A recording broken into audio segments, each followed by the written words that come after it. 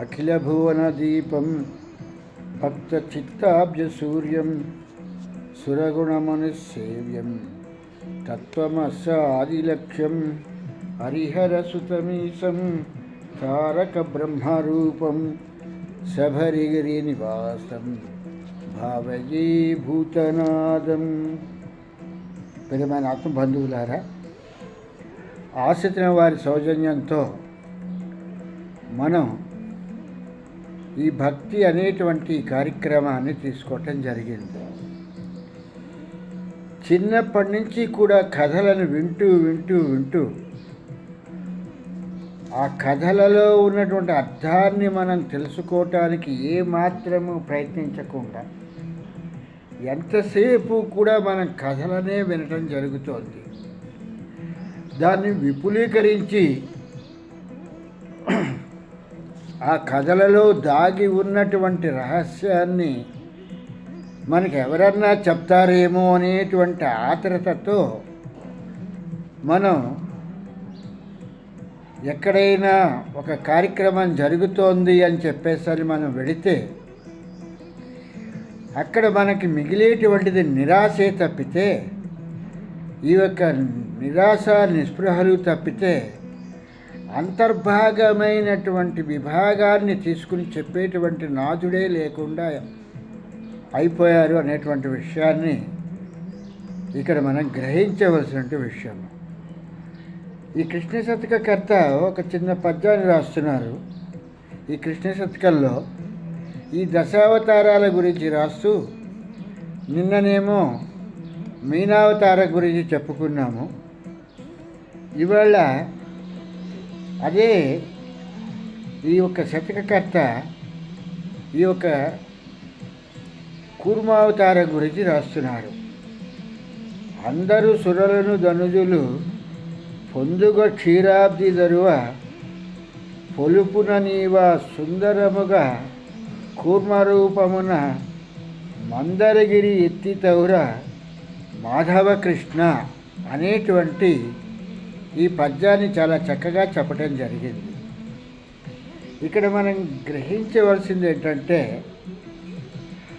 ఈ యొక్క దానవులు, ఈ యొక్క దేవతలు అందరూ కలిసి ఈ యొక్క పాల సముద్రాన్ని, ఈ యొక్క మందరగిరి అనేటువంటి దాన్ని తీసుకొచ్చి దాన్ని చిలకటం ప్రారంభించారు. ఈ యొక్క చిలుకుతున్న సమయంలో ఆ మందరగిరి ఒరిగిపోవటము, ఆ పాల సముద్రంలోకి దిగిపోవటము జరుగుతున్నటువంటి ఆ తరుణంలో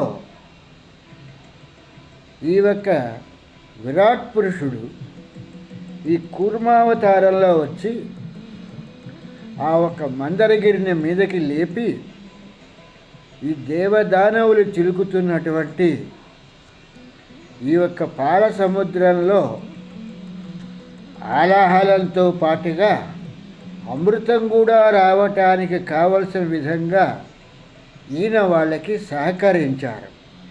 అంటే దేవతలకి దానవులకి కూడా విరాట్ పురుషుడు అనేటువంటి వాడు సహకారికారిగా ఉన్నాడు అనేటువంటి విషయాన్ని ఇక్కడ మనం గమనించవలసిన విషయము. ఇది ఇందులో ఉన్నటువంటి భావన, దీని తాలూకు అర్థము. ఓ కృష్ణ, మాధవ, సురాసురులందరూ సుందరగిరిని కవ్వంగా చేసుకొని పాల సముద్రమును చిలుకున్నప్పుడు ఆ పర్వతం సముద్రంలోకి కుంగిపోకుండా నీవు కూర్మావతారము ధరించి ఆ గిరిని నీ వీపుపై ఉంచుకొని వారికి సహాయపడితివి కదా, అవురా, నీవెంత కోమల హృదయుడవు అని చెప్పేసని దీనికి ఈ కృష్ణ శతకకర్త రాసినటువంటి పద్యానికి దీనికి అర్థాన్ని ఇలా చెప్పటం జరుగుతోంది. అసలు ఈ పద్యాన్ని కృష్ణ శతకకర్త ఏ ఉద్దేశంతో రాశారు, ఇందులో ఉన్నటువంటి కొంతవరకైన భావన గురించి మనం దీని లోపల ఉన్నటువంటి అంతర్భాగం ఏమిటి అనేటువంటి దాని గురించి మనం కొంచెంగా ఇది విపులీకరించుకుందాం. ఎందుకు ఇవన్నీ చెప్పుకొస్తున్నామంటే వీటన్నింటినీ కూడా ఈ ఒక్క చూడాల భర్త అయినటువంటి ఆ శిఖిధ్వజుడు హఠాత్తుగా బయలుదేరి ఆ ఒక రాజ్యాన్ని భార్యా పిల్లల్ని వదిలేసి ఆయన అరణ్యంలోకి వెళ్ళి తపస్సు చేసుకుంటున్నాడు. వదలవలసినవి ఏవీ వదలలేదు. రాజ్యము మనసులోనే ఉంది, భార్యా పిల్లలు మనసులోనే ఉన్నారు. ఈ విషయాన్ని గ్రహించినటువంటి చూడాల మారువేషంలో వెళ్ళి ఆ ఒక్క శిఖిధ్వజుడికి జ్ఞానోపదేశాన్ని చేస్తోంది. ఆ జ్ఞానోపదేశాన్ని చేస్తున్నటువంటి కార్యక్రమాన్ని ఈ యొక్క విషయాన్ని తీసుకుని ఈ కృష్ణ శతక కర్త కూడా మనకి ఎటువంటి పద్యాలను ఇచ్చారు అనేటువంటి విషయాన్ని మనం గ్రహించవలసినటువంటి విషయము. సంసారము అనేటువంటి దాన్ని ఒక సాగరంగా చెప్తారు. ఈ సంసారం అనేటువంటి ఈ సాగరాన్ని మదించినప్పుడు మాత్రమే మనకి అమృతమైనటువంటి విషయాలన్నీ కూడా బయటికి వస్తాయి. ఈ సంసారం అనేటువంటి ఈ సాగరాన్ని మనం చిలికేటప్పుడు అందులోంచి విషం రావచ్చు, అందులో నుంచి ధనము అనేటువంటిది మనం చేసేటువంటి ఉద్యోగానికి లేకపోతే మనం చేసేటువంటి ఏదైతే క్రియ ఉందో దానికి మనకి ప్రతిఫలంగా ఆ ఒక ధనం రావచ్చు. మిగిలినటువంటివన్నీ కూడా వస్తువాహనాలన్నీ కూడా ఈ చేస్తున్నటువంటి క్రియ మూలంగా అవన్నీ కూడా మనకి ఈ సంసారం అనేటువంటి సాగరంలో నుంచి మనం పొందటానికి అవకాశం ఉంది. పొందిన వాటితో మనం సంతోషాల్లో ఉండిపోయి పొందవలసినటువంటి అమృతతత్వాన్ని మనం మర్చిపోయి మనం ఎంతసేపు కూడా ఈ యొక్క సముద్రంలోంచి వస్తున్నటువంటి ఈ ఒక్క వస్తువులను చూసి ఈ లక్ష్మీదేవి వచ్చింది, ఐరావతం వచ్చింది, కల్పవృక్షం వచ్చింది అని ఇలా చెప్పుకుంటూ మనం కాలక్షేపణ చేస్తూ గడపటమేనా? మనం ఉద్యోగం చేస్తున్నాము, ఒక టీవీ కొన్నాము, లేదు ఒక కారు కొన్నాము, ఇంకా అంతకన్నా మన దగ్గర ధనాన్ని వస్తున్నప్పుడు ఇంకా ఇంకా ఇంకా కావలసినట్టు వస్తువులు ఆ ఒక కల్పవృక్షంలాగా మనం కొంటూ ఉన్నాము. అక్కడితో అయిపోయిందా? లేదురా బాబు, అమృతం ఇంకా రాలేదు. ఆ సంసార సాగరంలో నుంచి రావాల్సినటువంటి ఆ అమృతతత్వం ఇంకా నీకు రాలేదు. కనుక నీవిక్కడ ఏం చేయాలంటే విరాట్ పురుషుడిని ఆశ్రయించి ఆ విరాట్ పురుషుడిని నువ్వు ప్రార్థించినప్పుడు ఆ విరాట్ పురుషుడు ఈ ఒక్క సంసార సాగరం అనేటువంటి దానిలో మందరగిరి వలె నీవు మునిగిపోకుండా కూర్మావతారంతో ఆ ఒక్క మందరగిరిని ఎలాగైతే పైకి తీసుకొచ్చి ఇటువంటి వస్తువులన్నింటినీ మనకి ఇప్పించాడో, ఈ యొక్క దేవదానవులకి అటువంటి వస్తువులన్నీ ఇప్పించాడో, అలాగే మనకి కూడా విరాట్ పురుషుడు ఇటువంటివన్నింటినీ కూడా మనకి ఇస్తాడు. కాబట్టి ఆ ఒక విరాట్ పురుషుడిని ప్రార్థిస్తే ఈ సంసార సాగరం అనేటువంటి దాంట్లో ఈ అలలలో కష్టాలు సుఖాలు అనేటువంటి బాధలు ఇతి బాధలు అనేటువంటి వాటిలో మునిగిపోకుండా మన్ను ఉద్ధరించటానికి రావాల్సినటువంటి వాడు ఆ కూర్మావతారంలో ఆ విరాట్ పురుషుడే రావాలి తప్పితే ఇంకా ఎవరు వచ్చినా సరే నిన్ను ఉద్ధరించలేరు. ఈ యొక్క అసురు సంపత్తి కలిగినటువంటి బాధలు, దైవ సంపత్తి కలిగినటువంటి సుఖాలు, ఈ రెండింటితో కూడా ఈ ఒక్క సంసారము అనేటువంటి సాగరాన్ని మదనం చేసినప్పుడు అప్పుడు అమృతతత్వం వస్తుంది. ఆ అమృతతత్వాన్ని తీసుకున్నప్పుడు ఆ ఒక్క విరాట్ పురుషుడు దేనికైతే మనకి సంసారం అనేటువంటి సాగరాన్ని మదనం చేయమని చెప్పేసి అన్నాడో దాని ప్రతిఫలాన్ని పొందిన వాళ్ళం అవుతాము. అంతవరకు కూడా మనం ఆ ప్రతిఫలాన్ని పొందలేనంత కాలము కూడా ఆ విరాట్ పురుషుణ్ణి మనం తెలుసుకుని ఆయన ప్రార్థించలేకపోతే ఈ మందరగిరి సముద్రంలోకి కుంగిపోతున్నట్టుగా మనం ఈ సంసారం అనేటువంటి ఈ సాగరంలో మనం కృంగిపోవలసిందే తప్పితే ఇంకొకటి లేదు అనేటువంటి విషయాన్ని ఇక్కడ ఈ యొక్క కృష్ణ శతకకర్త ఎంతో చక్కగా అతని తాలూకు భావాన్ని ఇందులో ఇమిడ్చి చెప్పటం జరిగింది. ఇంత గొప్ప భావన కలిగినటువంటి ఈ పద్యాన్ని చాలా చిన్నగా చాలా చులకనగా తీసుకుని ఇదేదో కృష్ణ శతకంలో చెప్పినటువంటి ఒక కంద పద్యము అనేటువంటి భావనలోనే మనం ఆలోచిస్తున్నాం తప్పితే ఇందులో ఉన్నటువంటి అంతరార్థాన్ని ఏనాడైనా మనం గ్రహించామా? ఇటువంటివన్నీ మా చిన్నతనంలో మా అమ్మగారు మా నాన్నగారు వాళ్ళు చెప్పి మా చేత చదివించటం మూలంగా వాళ్ళు చెప్పినటువంటి అర్థాలని వాళ్ళు చెప్పినటువంటి తాత్పర్యాలని మీతో పంచుకోవటానికి మాకు ఒక అవకాశం కలిగింది అనేటువంటి విషయాన్ని మేము మరువలేనటువంటి విషయము. ఇటువంటి విషయాలు తల్లిగా ఉన్నటువంటి ఆ మాతృమూర్తి ప్రథమ గురువుగా ఈ యొక్క కృష్ణ శతకాన్ని, సుమతి శతకాన్ని, ఈ యొక్క భాస్కర శతకాన్ని చదివిస్తూ వాటిలో ఉన్నటువంటి భావాలు అర్థాలు ఆ తల్లి చెప్పేటువంటి స్థితిలో ఉండేటువంటి రోజుల్లో ఈ రామాయణ భారతాలని తండ్రి అనేటువంటి వాడు తీసుకుని కర్తవ్యంగా చదివిస్తూ వాటిలో ఉన్నటువంటి గూఢార్థాలన్నింటినీ కూడా చెప్పేటువంటి పరిస్థితి నాటి కాలంలో ఉండేటువంటిది. నేటి కాలంలో తల్లికి తెలీదు, తండ్రికి తెలీదు. ఇద్దరు కూడా పొద్దున నిద్ర లేవగానే ఆఫీసుకు వెళ్ళిపోయి వచ్చి సాయంత్రం ప్రవచనానికి వెళితే ఆ ప్రవచనకారుడు ఏం చెప్తున్నాడో తెలియదు, ఏం చేస్తున్నాడో తెలియదు. ఇటువంటి పరిస్థితిలో వీళ్ళు ఎంతసేపు కూడా ఆలోచిస్తున్నది ఏంటంటే పాపము పుణ్యము అనేటువంటి విషయాలు ఆలోచిస్తున్నారు. ఈ యొక్క యోగ వాసిష్ఠ్యంలో ఈ యొక్క రాముడికి వశిష్ఠుల వారు చెప్తున్నారు, పాప పుణ్యాలు అనేటువంటివి లేవయ్యా, అలాగే ఈ యొక్క సంస్కారాలు అనేటువంటివి కూడా ఏమీ లేవు.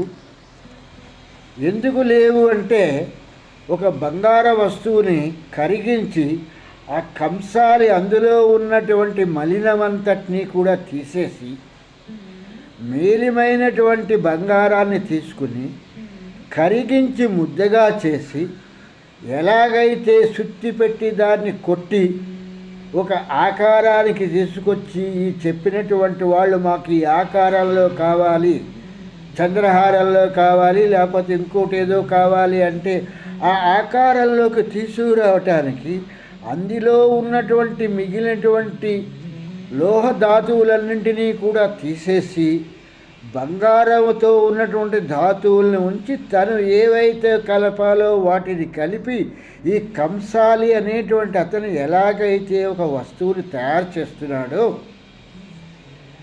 అట్లాగే భగవంతుడనేటువంటి వాడు కూడా ఏం చేస్తున్నాడంటే ఈ జీవుడు ఈ ప్రాణము అనేటువంటివి ఉపాధిలో నుంచి అంటే దేహంలో నుంచి బయటికి వచ్చేయగానే ప్రకృతిలోకి ప్రాణం వెళ్ళిపోతుంది.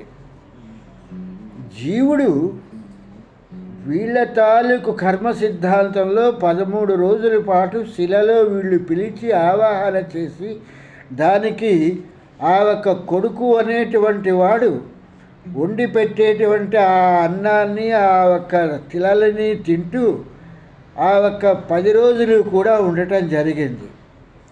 ఆ 10వ రోజు నాడు ధర్మోదకాలు త్రియోదకాలు ఇచ్చేయటం అయిపోయిన తర్వాత ఈ శిల అనేటువంటి దాన్ని తీసుకెళ్ళి అలాగే ఎక్కడైతే ఆ జీవుడు తన తాలూకు ఆ ఒక దేహంలో నుంచి జీవుడు బయటకు వచ్చేసాడో అక్కడ ఈ నవధాన్యాలని కూడా చల్లి ఆ ఒక్క మొక్కలు వచ్చిన తర్వాత ఆ మొలకలకి వీళ్ళు ధర్మోదకాలు తిలోదకాలు ఇస్తారు. ఆ ఇచ్చినటువంటి ధర్మోదకాలు తిలోదకాలు ఇచ్చినటువంటి ఆ పని పూర్తయిపోయిన తర్వాత వాటిని తీసుకెళ్ళి నీళ్ళలో నిమజ్జనం చేస్తారు.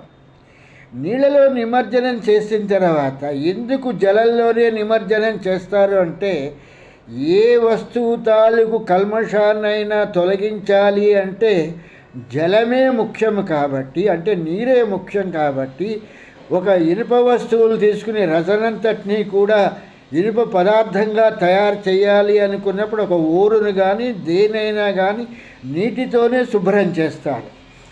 అట్లాగే భగవత్ సృష్టిలో జరిగినటువంటి ప్రకృతిలో జరిగినటువంటి విశేషం ఏంటంటే, ఎప్పుడైతే ఈ యొక్క జీవుడు బయటకు వచ్చేసాడో జీవుడు నీళ్ళల్లోకే వెళ్తాడు, జలంలోకే వెళ్తాడు. జలంలోకి వెళ్ళినటువంటి ఈ యొక్క జీవుడు కొంతకాలం జలంలో ఉన్న తర్వాత ఆవిరి రూపంగా ఆకాశ మార్గంలోకి ప్రయాణం చేసి అక్కడి నుంచి బ్రహ్మపదాన్ని చేరుకుంటాడు. అక్కడితో ఈ జీవుడిలో ఉన్నటువంటి కల్మషాలన్నీ తొలగిపోతాయి. ఇదే ప్రాసెసింగ్ మన మెకానికల్గా ఎందులో చేస్తున్నా, ఏ ఓరు తీసుకున్నా, బంగారం ఓరు తీసుకున్నా లేకపోతే ఐరన్ ఓరు తీసుకున్నా, ఆ ఓరుని నీటితో మనం శుభ్రం చేసిన తర్వాత మాత్రమే ఆ మూలకాన్ని మన ముడి పదార్థంగా కరిగించి దాన్ని తర్వాత ఏదో ఒక వస్తువులోకి తీసుకురావటం జరుగుతుంది. కనుక కల్మషం అనేటువంటిది ఉంటే రెండో పదార్థం తయారవటానికి ఉండదు. ఇదే విషయాన్ని యాజ్ఞవల్కుల వారు గార్గికి చెప్పటం జరిగింది జనక మహారాజు కొలువులో. ఈ విషయాలు ఏవీ తెలియకుండా పాపమో పుణ్యమో అని చెప్పేసి ప్రారంభిస్తే వీటి మీద ఎవరు దీనికి కౌంటర్గా దీనికి సరైన సమాధానం చెప్పేవాళ్ళు ఉన్నారు అనేటువంటి పరిజ్ఞానం లేనటువంటి వాళ్ళ దగ్గర మనం నేర్చుకుంటే మనకు అబ్బేటువంటిది ఏంటంటే పాపము పుణ్యము అనేటువంటి రెండు మాటలు మనకి నరాల్లో కూడా పట్టుకుపోతూ ఉన్నటువంటి ముఖ్యమైనటువంటి విషయము. మనకి ఉపనిషత్తుల్లో ఉన్నటువంటి విషయం ఏంటంటే, ఉపనిషత్తులు ఏం చెప్తున్నాయంటే ఆత్మ అనేటువంటిది గుణాతీతంగా ఉంటుంది. దానికి ఏ విధమైనటువంటి గుణాలు కూడా ఆత్మకి అంటుకోవు. ఆత్మకి ఎటువంటి సంకల్ప బాధలు లేవు, సంకల్ప వికల్పములు అనేటువంటిది లేవు.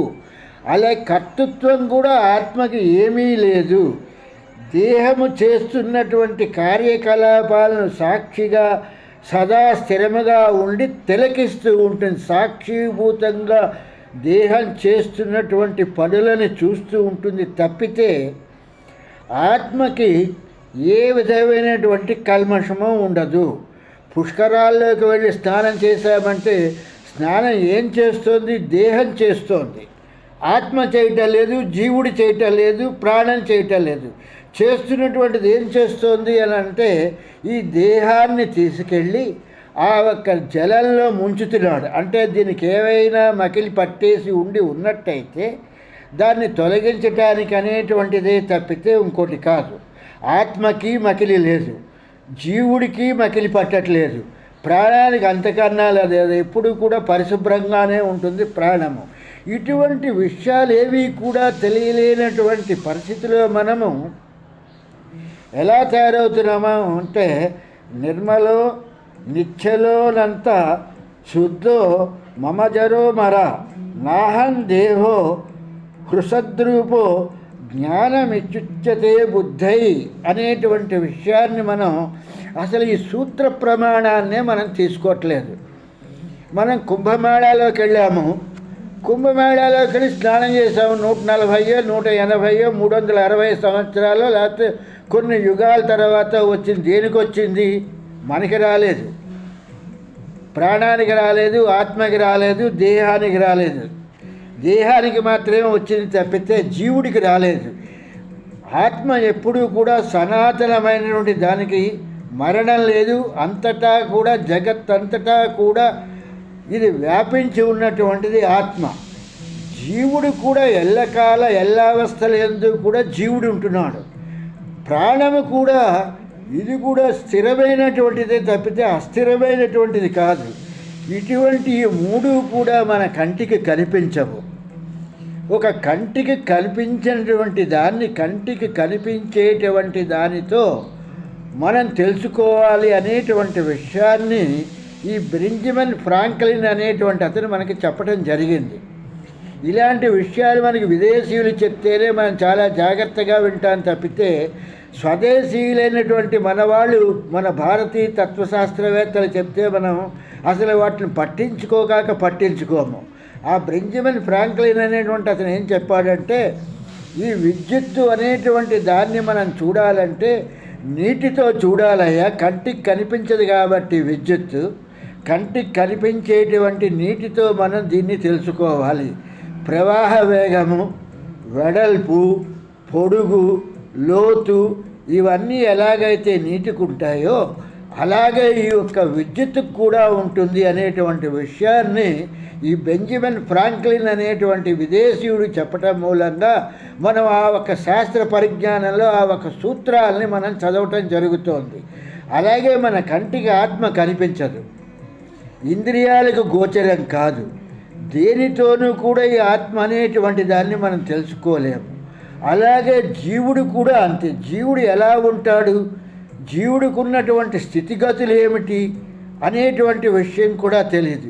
ఇవి ఏవీ కూడా తెలియలేనటువంటి మూర్ఖులైనటువంటి వాళ్ళు చెప్పేటువంటి శాస్త్ర పరిజ్ఞానం లేనటువంటి మాటలు పట్టుకొని కర్మ సిద్ధాంతమని ఆఖరికి మన కర్మ కాలిపోయిందిరా అనేటువంటి పరిస్థితికి తెచ్చుకుంటున్నారు తప్పితే, లేనిపోని ధన వ్యయాలకి పోయి ఏవేవో పనులు చేస్తున్నారు తప్పితే అసలైనటువంటి బ్రహ్మ పదార్థమైనటువంటి ఆత్మ గురించినటువంటి విషయాన్ని గ్రహించటం మానేస్తున్నారయ్యా.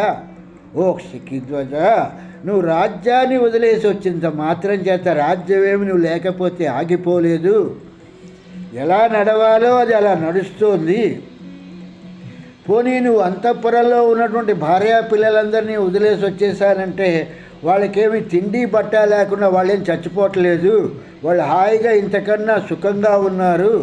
నీవు మాత్రమే నీ శరీరాన్ని కష్టపెట్టుకుంటూ నీకు సరైనటువంటి మార్గమే తెలియకుండా నీ దేహాన్ని నువ్వు కష్టపెట్టుకుంటూ ఓ పర్ణశాల వేసుకుని ఒక గోచి పెట్టుకుని ఈ యొక్క ప్రకృతి ధర్మాలకి ఈ యొక్క దేహాన్ని నువ్వు అలవాటు పడకుండా ఇబ్బంది పడుతున్నవాడు నీవు తప్పితే ఎవ్వరూ ఇబ్బంది పడటం లేదయ్యా. కనుక ఈ విషయాలన్నీ తెలుసుకున్న తర్వాత అప్పుడు మాత్రమే భగవంతుడు అనేటువంటి వాడి గురించి ప్రయత్నం చేయాలి తప్పితే అడ్డతిడ్డంగా ప్రయత్నం చేస్తే భగవంతుడు అనేటువంటి వాడు కనిపించడయ్యా. పర్ణశాల కాల్ చేసినంత మాత్రం చేత ఇంకో పర్ణశాల నిర్మించవచ్చు, గోచీలు కాల్ చేసినంత మాత్రం చేత ఇంకొక గోచి కొనుక్కోవచ్చు, లేకపోతే ఎవడో కూడా దానం చేస్తాడు. కనుక వదలవలసినటువంటిది ఏమిటి, దేన్ని వదలాలి? ఎక్కడికైనా మనం ఒక పుణ్యక్షేత్రము అనేటువంటి దానికి వెళ్ళినప్పుడు అక్కడ మనం దేన్ని వదలాలి, ఆ వదలవలసినటువంటి పదార్థం ఏమిటో తెలుసుకోవయ్యా అని చెప్పి ఆ చూడాలా ఇటువంటి విషయాలన్నింటినీ కూడా శిఖిధ్వజుడికి చెబుతూ ఆ వెంకటనాథుడి అనుగ్రహంతో మనకి కూడా ఇటువంటి విషయాలన్నింటినీ కూడా ఆ చూడాలా మనకి చెప్తూ ఉండటంతో ఆ మార్గబంధువైనటువంటి ఆ అయ్యప్ప మనని కరుణించి మార్గాన్ని చూపించడమే కాకుండా ఆ ఆత్మజ్యోతిని కూడా మనకి ఆ గురు కటాక్షంతో దర్శింప చేయగలిగేటువంటి స్థితిని ప్రసాదిస్తాడనుకుంటూ స్వామి శరణం, స్వామి శరణం, స్వామియే శరణమయ్యప్ప, స్వామియే శరణమయ్యప్ప.